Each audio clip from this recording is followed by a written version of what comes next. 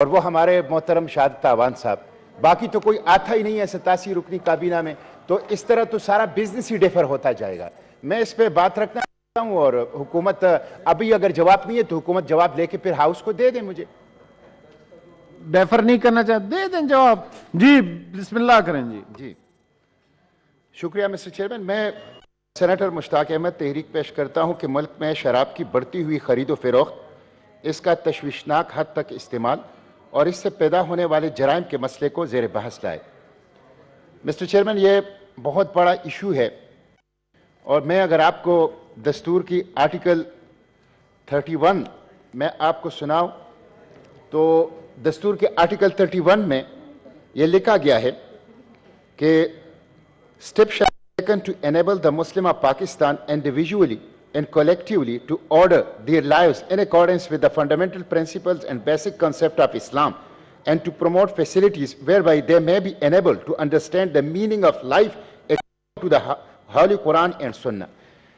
اب اتنی بڑی ذمہ داری ریاست کی ہے کہ وہ ایسا ماحول عوام کو فراہم کرے گا، ایک ایسا معاشرہ بنائے گا کہ جہاں وہ قرآن سنت کے معنی اور مفہوم کے مطابق اپنی زندگیوں کی تشکیل و تعمیر کر سکے۔ ریاست کی یہ ذمہ داری ہے، لیکن بدقسمتی سے گزشتہ 50 سال سے جب سے یہ دستور نافذ العمل ہے، ہم دیکھ رہے ہیں کہ ریاست اپنی ذمہ داری کو پوری نہیں کر رہی۔ مسٹر چیئرمین، قائد اعظم رحمۃ اللہ علیہ نے 3 کام اپنی زندگی میں کیے تھے جتنے وقت وہ حیات تھے۔ ایک، انہوں نے شراب کے اوپر پابندی لگائی تھی۔ دوسرا، انہوں نے سود کے خاتمے اسٹیٹ بینک کی بنیاد رکھی تھی۔ اور تیسرا، انہوں نے ڈپارٹمنٹ آف اسلامک ریکنسٹرکشن محمد اسد، جو پاکستان کے پہلے سٹیزن تھے، ان کی سربراہی میں بنائی تھی۔ لیکن اس کے بعد صورتحال ہمیں وہ ٹھیک دکھائی نہیں دے رہی۔ اب یہ جو شراب کا ایشو ہے، پاکستان میں شراب کا استعمال کتنا ہے، پاکستان میں شراب کی والیوم کتنی ہے، بیسیکلی ہماری اشرافیہ کا ایک مرض ہے، یا اشرافیہ کی ایک عادت بد ہے، اور اس اشرافیہ سے یہ ہمارے معاشرے کے اندر وہ نفوذ کرتا جا رہا ہے، پھیلتا جا رہا ہے، اور اس کے بڑے خطرناک اثرات ہمارے نسل پہ اور جرائم کی شرح بڑھنے میں اس کے بڑے طاقتور اثرات ہیں۔ میں تھوڑی سی اشرافیہ کی یہ بات بھی کر لوں مسٹر چیئرمین آپ کی اجازت سے، کہ ہماری مسٹر چیئرمین میں چاہتا ہوں کہ ہاؤس آرڈر میں ہو تو میں بات کر لوں گا۔ جی پلیز، یہ تو پولیٹیکل بات نہیں ہے اور نہ پولیٹیکل، پلیز جی کنٹینیو کریں سر۔ بات ہو رہی ہے فیکٹس اینڈ فگرز کے ساتھ ہو رہی ہے، اس کو کم از کم سن لیں۔ اب آپ اشرافیہ کی اگر آپ بات سن لیں مسٹر چیئرمین، اسلام آباد میں گنز کلب ہے، 72 ایکڑ زمین ان کو دی گئی ہے۔ میں نے یہ سوال اٹھایا ہے اور آپ نے مہربانی کر کے اس کو کمیٹی کو بھیجا ہے، یہ زمین ان کو مفت دی گئی ہے۔ اسلام آباد کلب کی 244 ایکڑ 1 روپیہ فی ایکڑ کے حساب سے ان کو دی گئی۔ پاکستان گولف فیڈریشن کے 150 ایکڑ 2.5 روپے فی فٹ کے حساب سے ان کو دی گئی ہے۔ ایک طرف یہ وسائل کے اوپر اشرافیہ قابض ہے، دوسری اشرافیہ کے اس طرح کی حرکات سے وہ ہمارے معاشرے کو اخلاقی طور پر بھی بگاڑ رہے ہیں۔ وسائل کے اوپر قبضہ ہے جس کی وجہ سے غربت ہے، اور اخلاق اور عادات ایسے خراب ہیں جس کی وجہ سے معاشرے کی تباہی کی طرف لے کے جا رہے ہیں۔ اب آپ مسٹر چیئرمین دیکھ لیں کہ پاکستان میں آؤں گا اعداد و شمار کے اوپر، سروے کے اوپر کہ کتنی شراب پی جاتی ہے، لیکن اس سے پہلے میں یہ بتاؤں کہ قرآن پاک کے اندر شراب کو انسانیت دشمن ہونے کے ناطے مکمل طور پر حرام قرار دے کر مسلم سوسائٹی سے اس سے اجتناب کا حکم دیا گیا ہے۔ قرآن حکیم کے اندر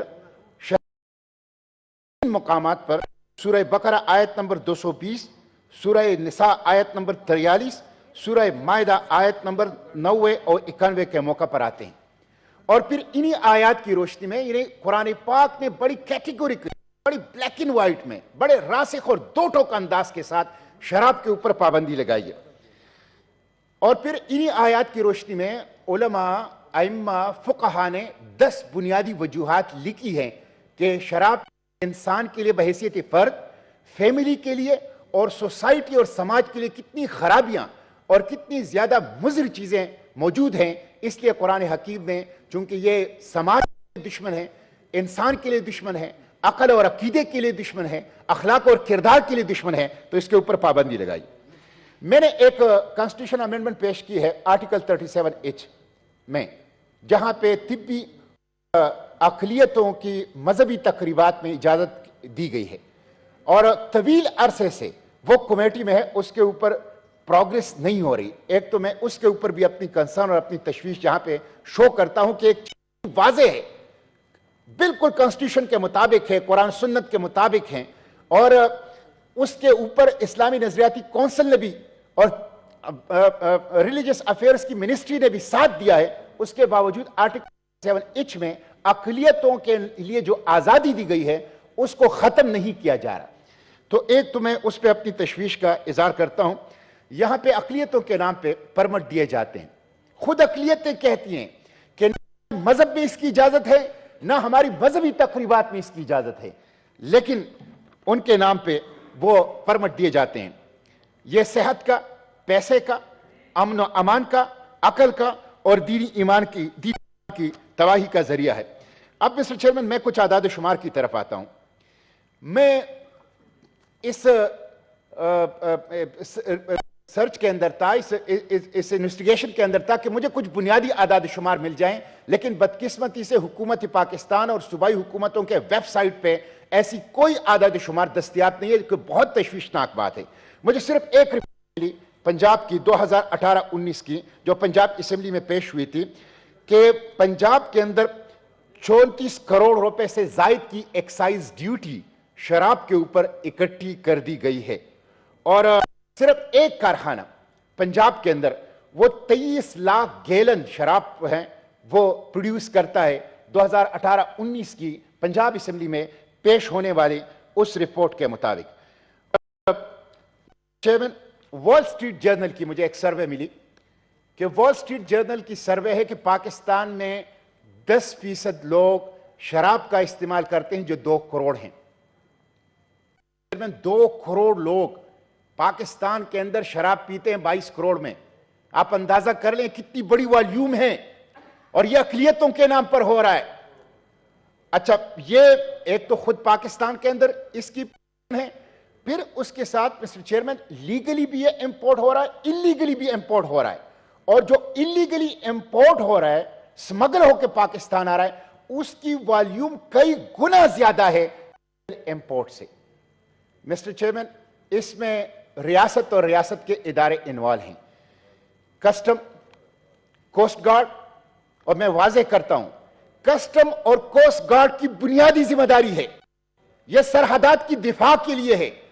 कस्टम और कोस्ट गार्ड अरब रुपए दिनों और हफ्तों के हिसाब से इस स्मगलिंग से कमा रहे हैं। यह उनके लिए सोने की चिड़िया है, यह उनके लिए सोने के अंडे देने वाली मुर्गी है। इसलिए कस्टम और कोस्ट गार्ड इस क्रिमिनल नेग्लिजेंस के जिम्मेदार हैं कि जो बहुत बड़ी वॉल्यूम में यह शराब पाकिस्तान में समंदर के रास्ते से और बॉर्डर के रास्ते से आता है। तो कस्टम है, कोस्ट गार्ड है और एफसी है।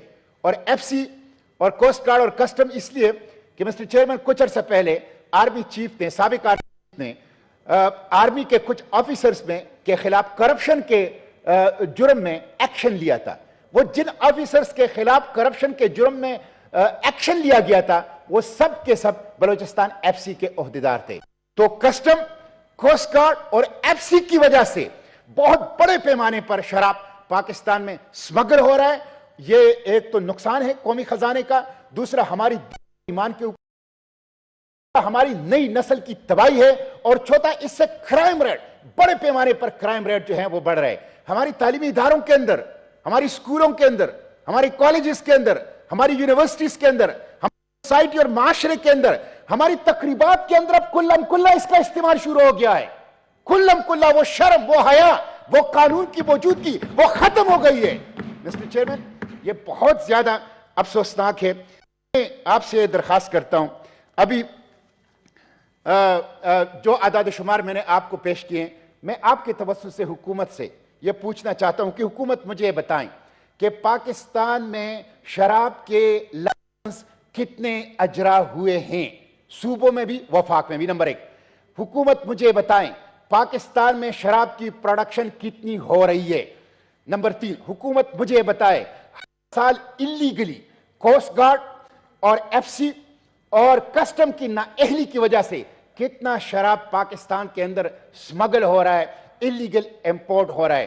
چوتھا، حکومت مجھے یہ بتائے کہ اس اپنی حکومت کی کتنی سروے ہے کہ کتنے لوگ پاکستان میں شراب کے استعمال سے متاثرہ ہیں؟ اور پانچواں سوال، حکومت مجھے بتائے کہ قومی خزانے کو دین کے اوپر حملہ ہے، ایمان کے اوپر حملہ ہے، عقل کے اوپر حملہ ہے، جو کرائم ریٹ بڑھتا ہے وہ تو ہے، وہ تو ایک حقیقت ہے، وہ تو ہمیں نظر آ رہا ہے کہ ہماری نئی نسل شراب کے اندر ڈوبتی جا رہی ہے، لیکن جو قومی خزانے کو نقصان ہو رہا ہے اس کے والیوم 2 کروڑ لوگ اگر شراب پی رہے ہیں تو ایک رات میں ارب ہار روپے کی شراب پی جا رہی ہے، بلینز آف روپیز کی شراب ہر رات پاکستان کے اندر پی جا رہی ہے۔ آپ مجھے بتائیں کہ حکومت اس کے اوپر ہاتھ ڈالنے کے لیے اور جو لوگ مریض ہیں، بیمار ہیں اس مرض کے، اس کے علاج معالجے کے لیے کیا اقدامات ان کے پیش نظر ہیں، وہ کیا کرنا چاہتے ہیں؟